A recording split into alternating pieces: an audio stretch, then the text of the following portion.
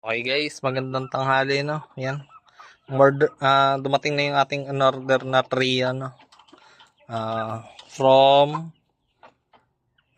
saan nga? Bulacan? Yung Bulacan. Yan. From Bulacan. Bulacan ba? Ito Quezon, ito Bulacan. Yung sunod ay Laguna. Yung third set natin ay manggagaling sa sa Laguna. So ito ay from Bulacan. Yan. So lagyan na natin diyan. Okay po, ito yung ating kakerel na isa.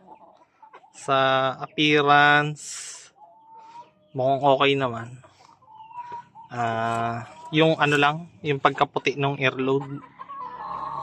Pagkaputi ng earlobe, no? Nakukulangan ako sa pagkaputi ng earlobe niya. Di din kasi tayo masyado nakapili. Pero maputi naman, pero pag tumanda naman to, tingnan natin kung mas mamuti, no? Yung kanyang earlobe. So sa itsura mukhang ano naman, mukhang 4 to 5 months, no? Yan. Mukhang naman 5 months na. Yan. So ito yung ating kakerel. Sa paa mukhang goods naman, maganda. Yan. Okay. So mag-i-improve pa naman ang kulay nito, no? Since bata pa to. Tapos malaki din, no? Malaki kumpara dun sa ating ano, no? Sa una nating nakuha.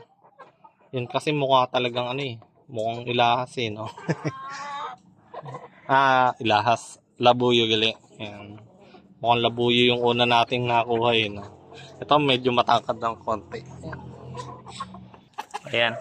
Ito naman yung ating unang pulit, no? So sa itsura, yung pagkaputi ng kanyang ano, earlobe gusto ko, no? Maganda. Maganda yung pagkaputi. Sa paa, goods naman. Yung sa kulay, gustong gusto ko, no? Darker ang kulay, no? Yan. Ganyan yung gusto kong kulay. Darker. So, sa itsura, mukha naman puro, no? Halatang puro kasi bilog na bilog yung mata. No? Mukha talagang native. Ganyan kasi yung pinaka-anuhan ko kung native, eh, no? Kasi kung yan yung mga, ano, yung mga panabong, malilisi kasi ang mata nun. Yan, no? Bilog na bilog, di ba? Mukhang matatapang yung lahi ng mga panabong. Ito kasi native kasi to, guys. So purong darag to. So ayan na. Yan na yung ating isang pulit or yung babae natin, no. Kumakakak na, ano. Pwede ng ano, mangitlog, no. Pero 5 months pa lang. Pero start na talaga ng laying ng 5 months eh, no. Ayan. So buksan natin yung huli nating pulit o yung babae. Yan. Okay. So ito na yung pangalawa natin na babae, no. Medyo maliit lang ng konti, siguro mas bata ng konti, no, or maliit lang talaga siya ng konti, no. Pero yung kulay, okay naman, goods. Yung earlobe niya hindi pa ganong kita, pero kita ko maputi na. Yung paa niya, goods din ang kulay, no, maganda. So mukhang goods naman sila lahat. So yan, painumin na natin, pagpahingayin lang natin ng konti, no, tapos painumin na natin. Yan, so yan. So, may dalawang set na tayo, no? So, isang set pa para, ang gagawin ko kasi dyan, may tatlong set tayo. So, dito yung isa, no? Ayan, dyan natin ilalagay. So, kung may tatlong set na tayo, guys. So, itong lalaki, ipapares ko dito sa babae.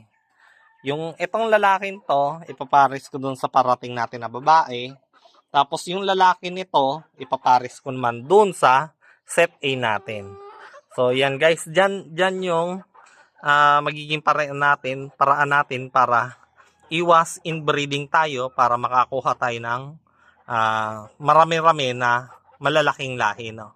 So kahit na nag-umpisa tayo sa maliit na lahi tulad nito, yan. So malaki lang ng konti sa ilahas, pero nasa 1 point something na rin naman yung ano.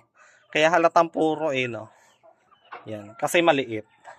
Pero may kaya pa natin yang palakihin, no? Puro siya na malaki-laki na konti na. Yan. So yun. So yun lang muna mga kateknik. Paayusin na natin to. Bigyan na natin to. Yun lang. Bye-bye.